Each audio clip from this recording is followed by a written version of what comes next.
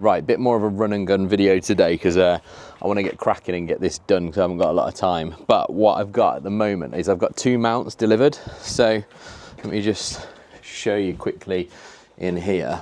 So I've got 2 Corteco mounts that have come.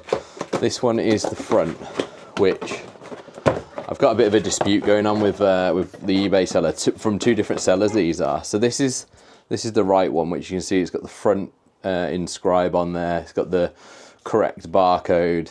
It all looks good, and that's what a Corteco mount should look like, which is basically the manufacturer that would make the genuine ones, I believe. And it looks exactly like a genuine mount.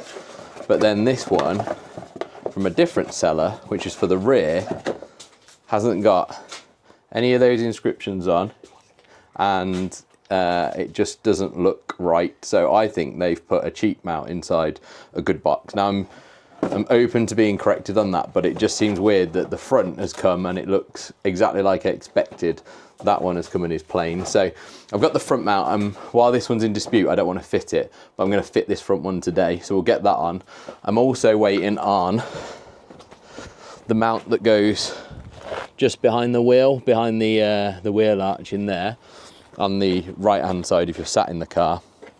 And I'm waiting for the torque mount as well, which bolts from the gearbox to the subframe. So I thought I'll make a start. I'll get this front mount done, and then as and when the other ones arrive, hopefully this week, the other 2 are from Autodoc and they're taking ages, I'll get those fitted as well. So today we're going to sort this front mount.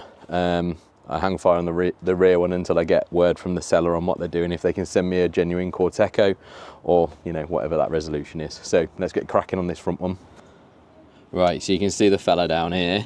So we've got this nut on the top that we'll need to remove, and we've got the vacuum hose which we can just disconnect. There's a little 10mm here, but we don't need to remove that because that's attached to this housing. So we'll just pull the vacuum hose off of the mount itself, which I've just done, and then inside there you've also got the little nipple, which that can be pulled out as well, which we give it a wiggle.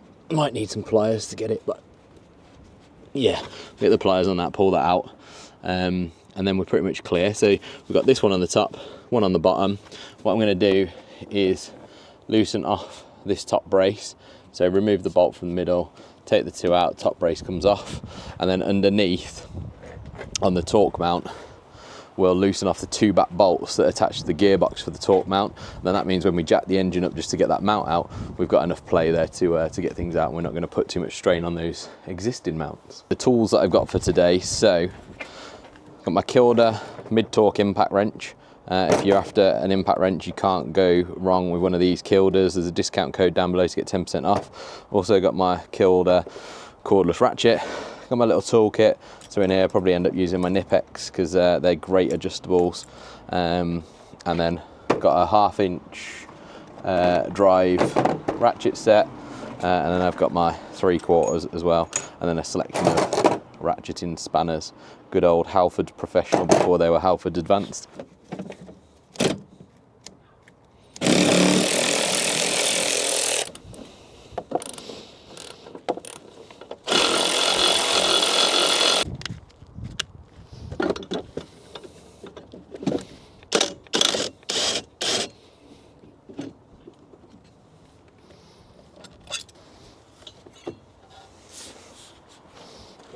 Right, it's time to whip off the Undertray.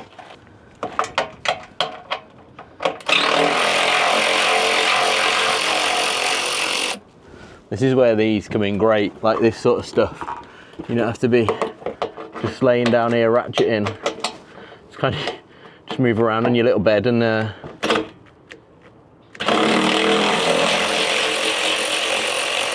let it take the strain for you. Right, okay, so now we need to release these bolts just up here. I don't know if you can see that, probably not. But yeah, just off that mount. Oh yeah, that mount's absolutely shot. If you can see. That's why we're getting a lot of noise from when I go reverse, drive to reverse, I get a clunk, and I guarantee it's gonna be that is bad. Let me get you round.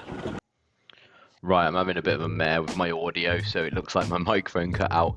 So I'm just showing you here now where I'm taking out the 2 bolts from the torque mount underneath, and in a sec you'll see just how bad that mount is, and that rubber bushing on the gearbox side just deteriorated so badly that it just flops around. I couldn't quite believe how bad that was, and I'm assuming that's what's given us the real sort of judder when it goes from drive to reverse. So I'm looking forward to getting that one replaced for sure, but for now I'm just taking those 2 bolts out so it releases the gearbox side, so when I jack up the engine from under the gearbox, it shouldn't be sort of holding onto the subframe and lifting the whole car with it. We should see the engine go up on its own, and the car remains on the jack stands mostly. There will be a point at which it lifts from the jack stands, but you know, this gives us the best chance to get it in the air. Right, so here I'm proudly showing you my wobbly end. We're going to use this to take the nut off the top of the engine mount, which is a 15mm nut. So I actually found later on when I was torquing this bolt up, or torquing the nut up, sorry, you can go down with a straight bar straight behind the pipework against the engine block, rather than having to put one of those wobble attachments on, or angle attachments, to get in there. So if you've got long enough extension bars, go down behind the pipeworks on the block and you'll get that off a lot easier. The angle heads are great, the flexi heads, but you certainly can't get as much torque on your nuts as you would like. Right, busting out the Kielder impact wrench here through the subframe with a 13mm on a deep socket and an extension bar. Just whizzes that straight out of the bottom of the mount, no trouble at all.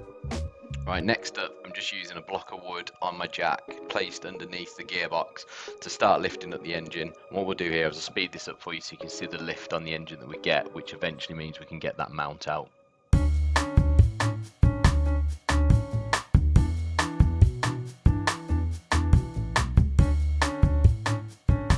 Surprising actually how high you can get that. You can see now with the engine lifted, that mount just flops out of the way for us, so we can just lift that up the front by the fan and out of the engine bay.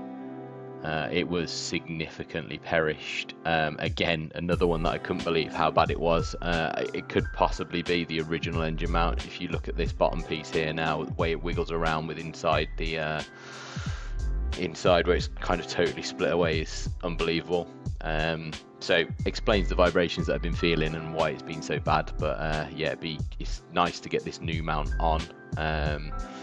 It just kind of makes you wonder what that rear mount's going to be like, because that one's holding slight vacuum, the one at the back is holding no vacuum at all. So yeah, I was really taken by how destroyed that mount was. Quick comparison here then of the old part and the new part going on. The new part is a Corteco mount, the old one is the original Volvo mount. Yeah, the Corteco one was significantly larger than the Volvo one coming off that had been so compressed over the years. Well, I've got the new mount in position now, and I've attached the 15mm nut on the top. So it holds it in place and basically will guide it as I lower the engine down. So that's what I'm doing now, is just attaching the nut, I think, to the top here, and then I'm going to start slowly lowering it down. So what I'll do is speed the footage up so you can see the engine drop. Now I'm just dropping it down ever so slightly, keep coming up and checking, making sure that that's seating nicely against the subframe. Right, I've got it to a point now where I'm going to put in the 13mm bolt through the subframe up into the mount, and the idea here is that this will just be the final guide to bring it down and seat it right onto that subframe exactly where I want it, where there's a little divot in the subframe. So I'm just putting that in now. I'll speed it up again so you can see where the engine finally sits at.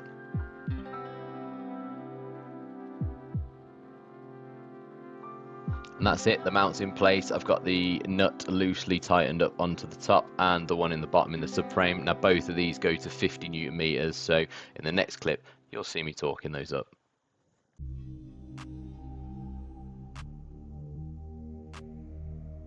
Click, click, click, click. Right, the Undertray is back on, done up the torque mount bolts underneath, and now I'm just installing the torsion bar at the top, torquing that up to 85 Newton meters on the struts and the engine mount section, so we're all good. Right, it is the next day actually, and we've had some parts delivered, so I've now got some lovely Lemforder torque mount and right hand engine mount. So we can see this here, this is what you want to look for when you get these through, is that this has got some wobble in it. If this is solid, it's going to make your problems worse with vibrations, so that's what you want. That needs to be springy, sort of spongy feeling.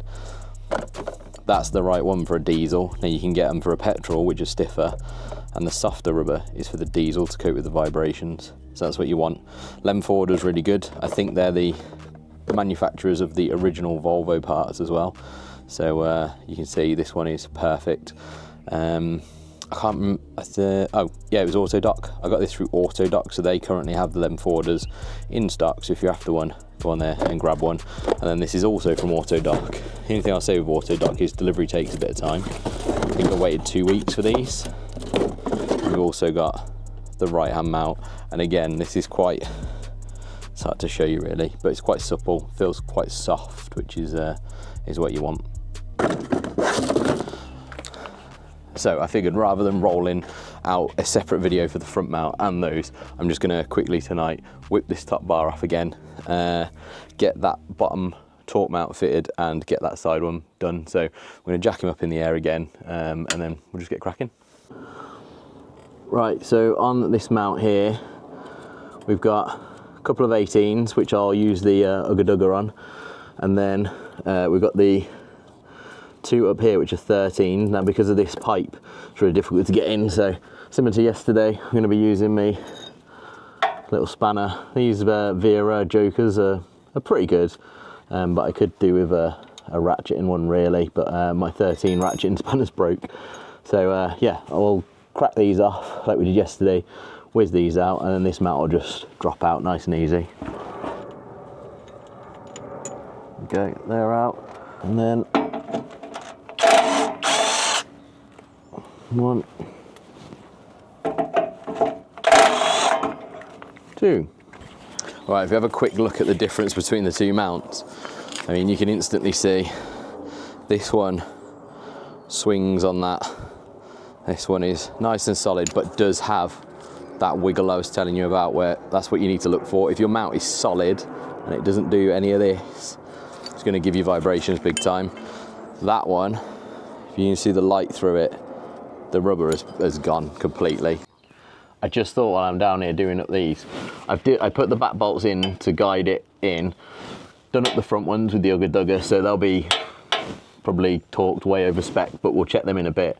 What I'm going to do now is just unwind those back bolts again and take them out, because when we do the right hand mount over this side, the actual engine mount, we need this to be free so that when we jack the engine up it moves. So I just need to take those out. So if you're doing all at the same time, just make sure you leave your back 2 bolts that connect to the gearbox off. What torque setting are we on? We're only on low torque as well. Whack it on high. There we go.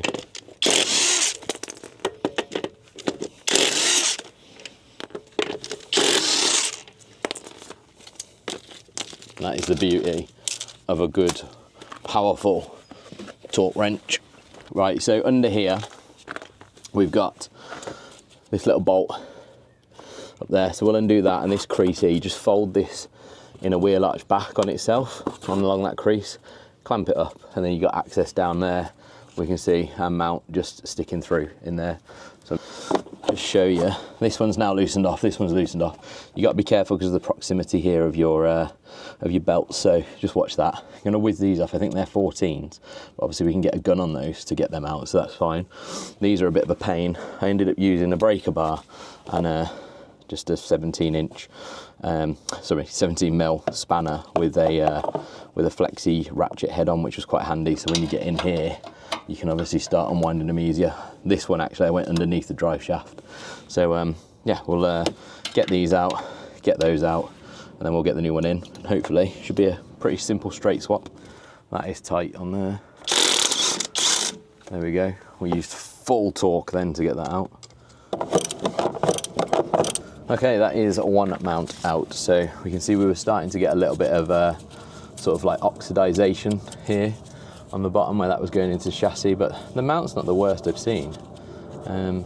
Genuine Volvo one again. It doesn't look as bad as some of the ones I've seen online, but while we've got the replacement part, we'll get it done, because I'm sure this is just as old as some of the others. So the surface here is actually not too bad. I'll give it a quick wire brush, I think.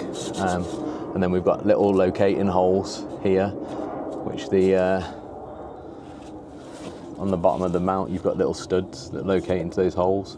We might just need to give that one a little clear out, because I think it's got a load of crud in it. But, so these two bolts are now in. These two are in, all located nicely. I'm going to take the pressure off the sump in a minute, and then we can go around, put the bolts into the torque rod underneath as well, and then we're pretty much done. I didn't take the torsion beam off the top. Now, you're probably supposed to, and I think in the Haynes manual it tells you to do it pretty much every time you're touching the mount, but I've just been a bit lazy, and I managed to get it in here anyway. Didn't feel like there was too much pressure on anything. I think because this had given way so much anyway, it was a bit easier. But yeah, we're pretty much there. I think it's a good job. Hasn't taken too long. The torque mount underneath is like a 20-minute job. You can even do it without lifting the car. I only lifted the car because I had to do this bit. Otherwise, I'd have got the undertray off and just reached under and done it. So yeah, it's nice to know that these are done. Then it's just that rear mount once we get that issue sorted with the seller. So pleased with that. Good little evening job. Just as the sun's going down as well. Right, we're a bit dimly lit in here, so it won't take too long, but this is going to be my first fire up since I've changed. So we've changed all the mounts, barring the rear vacuum mount. So it might not have, we're probably not going to get the best here, because, you know, that's quite a crucial engine mount. It's one of the main ones, but I'm really hoping we see some improvement. But we'll see. Let's go. There's definitely less, like the keys aren't rattling. That's way better. I think when that back mount is done, just a slight vibration through the wheel, which I reckon once that back mount's done, that's gonna make it way better. We'll just go for a quick little spin around the block and see what it feels like. It feels smoother, even just that sort of idle, you know, before you're kind of up to high revs, which is good. It definitely feels tighter. Like it's hard to kind of even explain. It just feels like it's well put together. Everything felt a bit loose before, and it's surprising, isn't it, how just bits of rubber can make such a difference. I am well chuffed with that. So the vibrations are a minimum. We'll get that rear mount sorted when we can, and I think we're gonna have a lovely smooth motor at the end of that. So I'm really pleased. I think it's been good. I hope you enjoyed this video, you know, following along. Hopefully it helps you out if you've got to do a job similar. But yeah, if you are liking the content, please do consider subscribing. It doesn't cost you anything. All the usual links are down below in the description, and we'll catch you in the next video. Uploads are on Monday.